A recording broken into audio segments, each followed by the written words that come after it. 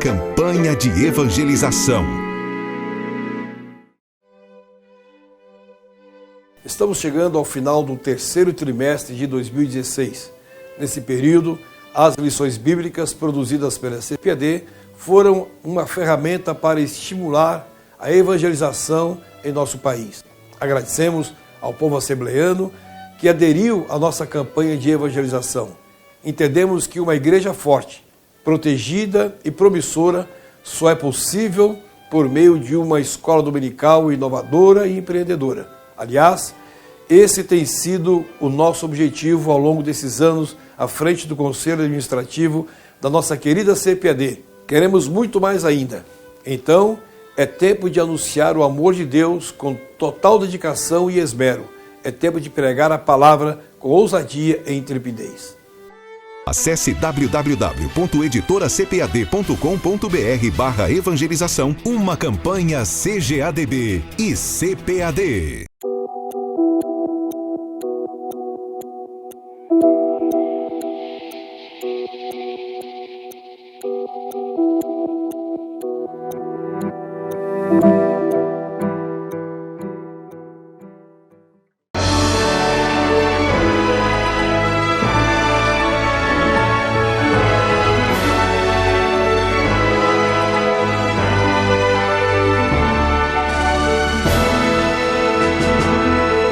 Subsídios. Lições Bíblicas Jovens. Lição 13. Promessas a respeito do Messias como servo sofredor. Uma alegria imensa estar com você para a última lição bíblica de escola dominical desse trimestre, onde nós estivemos abordando sobre Isaías. E essa última lição de hoje, a lição de número 13, vai falar sobre as promessas a respeito do Messias como servo sofredor. E nós temos algumas referências na Bíblia tratando de servo do Senhor. Algumas vezes, por exemplo, homens piedosos como Moisés foram chamados de servo sofredor, Josué, Davi e outros também foram chamados sofredor, o próprio Isaías também. Porém, nessas profecias, especialmente de capítulo 49:1 a 53:12 de Isaías, o profeta está tendo em mente, divinamente inspirado, claro, apontando para a pessoa de Cristo que sofreria e padeceria pelos pecados do seu povo. Portanto, para uma melhor compreensão desses textos, é bom que a gente atente para os 4 cânticos que Isaías profere a respeito do servo sofredor, né? Ou do servo. Nem sempre ele usa essa palavra composta, servo sofredor, algumas vezes ele usa apenas a palavra servo. Então está lá em Isaías 42, 1-9, 49, 1-7, 50, 4-9, 52, 13 e a 53 e 12. Essas são os 4 cânticos do servo sofredor que Isaías fala. Mas desses 4 cânticos, o mais conhecido, o mais bonito e o mais falado é aquele que está em Isaías no capítulo 53, né? Que vai tratar do sofrimento, a humilhação, o silêncio diante dos acusadores, do Cordeiro de Deus levado à matança, dos açoites impiedosos, do julgamento diante de Pilatos e Caifás, a sua morte, o seu abandono da parte de Deus, ou seja, em Jesus se cumpre plenamente todas as características que Isaías profere em relação ao servo sofredor. E alguns evangelistas, especialmente Mateus, ele faz muitas referências desse texto de Isaías quando ele fala de Jesus, porque ele quer especialmente provar para a comunidade da época de que, de fato, Jesus era o Messias profetizado através de Isaías. E esses 4 cânticos que Isaías fala também pode ser chamado de poemas, né? O primeiro deles a gente pode chamar da vocação do servo de Deus. O segundo poema, que está em 49, nós podemos chamar da missão do servo do Senhor. o terceiro, a resistência do servo, e o quarto, o martírio do servo, sendo que esse quarto, como já falei, é a parte mais conhecida nessas profecias de Isaías que se referem ao servo sofredor. Desta forma, todas essas profecias apresentam a caminhada e a missão do servo do Senhor, ou do servo sofredor, no meio do povo sofrido, e lhes trazendo, então, através do seu sofrimento, a redenção. Então, de uma forma muito viva e muito clara, o profeta Isaías está falando sobre o sofrimento vicário, expiatório, a morte substitutiva de Cristo, que sofreu todas aquelas agruras e todas aquelas dores horríveis e todo o sofrimento para que pudesse trazer salvação ao seu povo. Isaías fala, então, no tópico primeiro da nossa lição, sobre as qualidades do servo. Isaías vai dizer que o servo é o promulgador de justiça, e tanto enquanto Jesus andou aqui na terra, nós tivemos várias evidências de ele sendo o promulgador de justiça. Ele fez justiça para as crianças, ele fez justiça para aquela viúva pobre que deu a sua oferta, foi somente ele que percebeu a oferta dela. Ele fez justiça para aquela mulher adúltera que foi apanhada em adultério e era para ser morta. Ele sempre, em todas as relações que Jesus teve, em todas as curas que ele operou, ele sempre procurou agir com justiça. E isso não só naquela época. Jesus também é o promulgador da justiça hoje e será o perfeito promulgador de justiça no seu reino messiânico.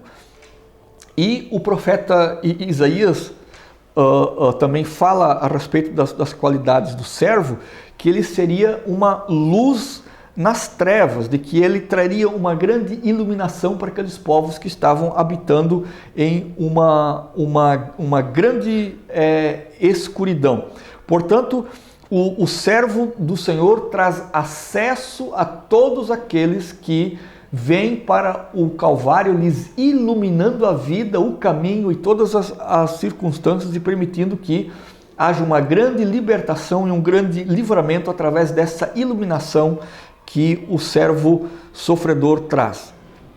Isaías também diz que ele seria poderoso em palavras. As suas palavras não seriam ocas, fúteis, vazias ou sem sentido, como os fariseus da época o faziam. Tanto é que quando Jesus termina o Sermão do Monte, em Mateus capítulo 7, o evangelista diz que as multidões ficaram admiradas com o ensino de Jesus, porque ele ensinava não como as autoridades da época, mas como quem de fato tinha autoridade para ensinar todas aquelas coisas que ele estava dizendo ali. E claro, a profecia de Isaías aponta para Cristo como o servo sofredor, aquele que padeceu as mais atrozes dificuldades, tristezas, injustiça, desprezo, morte, foi considerado como um transgressor. Suas dores teriam um caráter expiatório, ele ficaria manso, calado, mudo diante dos seus acusadores. Como uma ovelha, ele aceitaria humildemente o seu destino de morrer voluntariamente. Sua alma seria oferecida pelo pecado da humanidade, mas afinal Deus o aceitaria com muita alegria e ele seria muito exaltado, porque apesar da sua humilhação, todos os reis da terra se submeteriam a ele quando ele estabelecesse o seu reino. Porque ele também é chamado de servo sofredor, porque ele veio para servir as pessoas. Nós nunca vimos Jesus exigindo que alguém o servisse, ele sempre veio para servir a todos que estivessem à sua volta. E nós temos uma característica muito importante de Jesus, nesse sentido de Cristo como aquele servo sofredor que serve. Quando ele lava os pés dos discípulos, ele diz que assim como eu vos fiz, eu quero que vocês também façam uns para os outros. Ou seja, todos aqueles que conhecem a Cristo são chamados a servir aos seus irmãos, servir a comunidade na qual eles estão inseridos.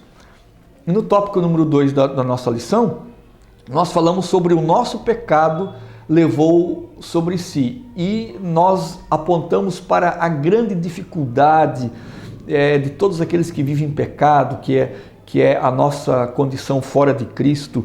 Falamos sobre o sofrimento que o pecado traz, a vileza do pecado, como o pecado avilta a maldade no coração das pessoas.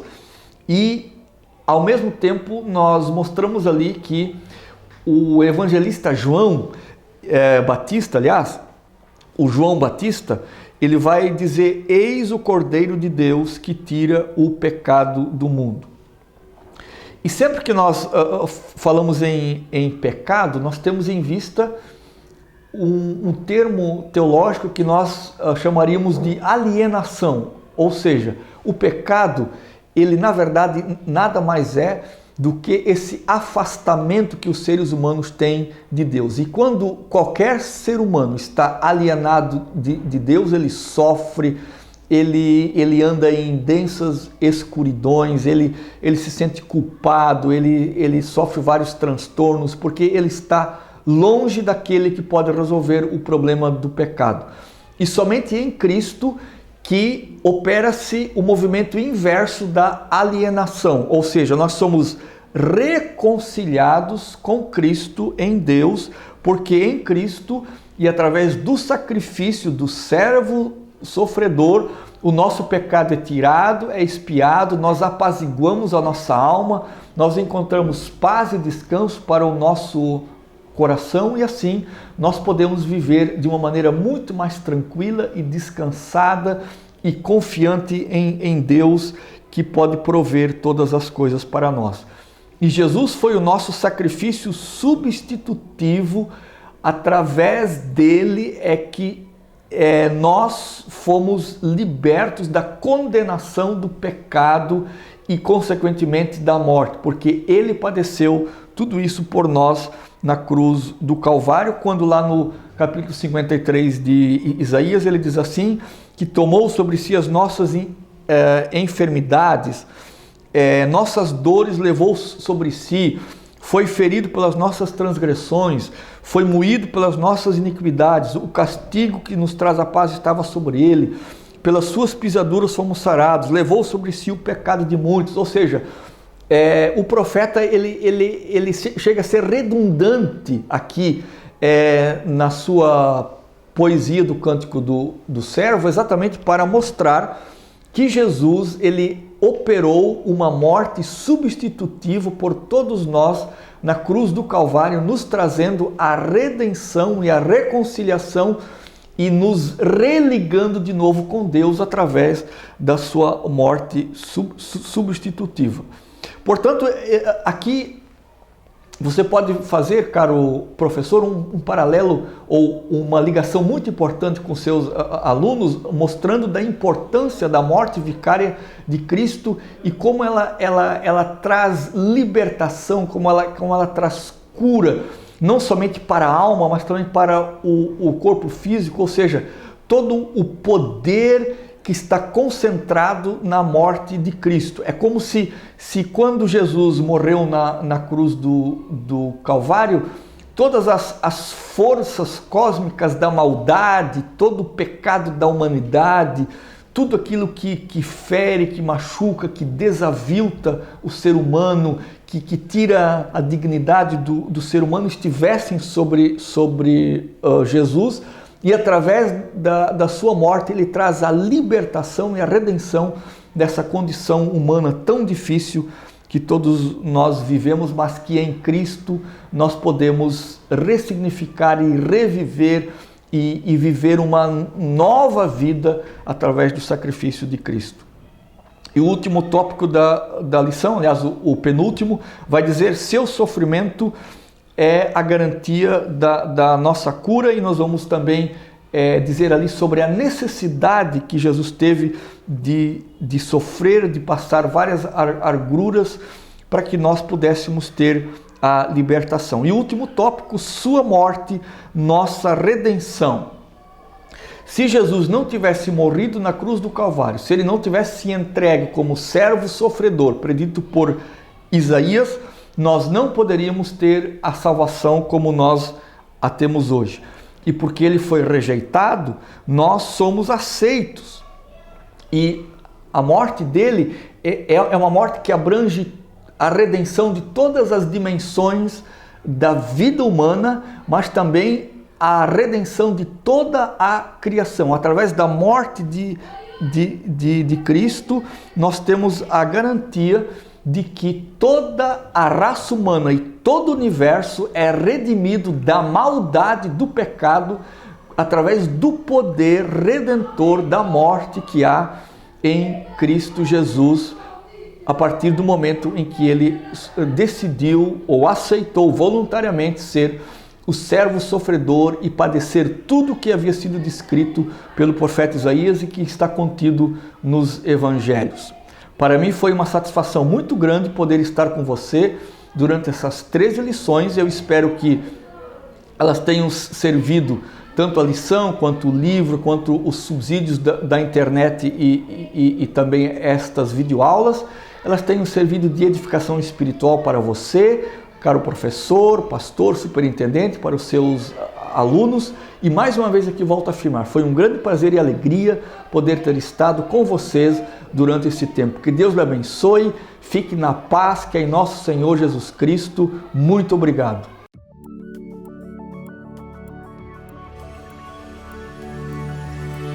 CPAD, a editora da Escola Dominical.